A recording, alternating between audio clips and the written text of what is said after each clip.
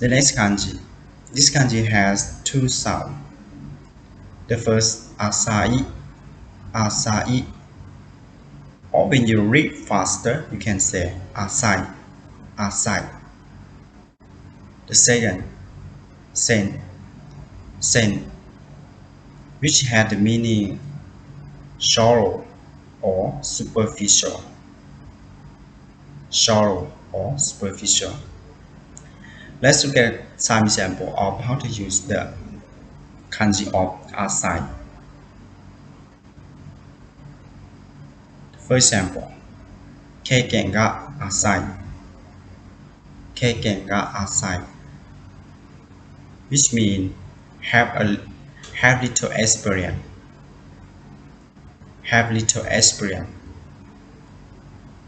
Asamidori, asamidori, which means light green or pale green, as you see the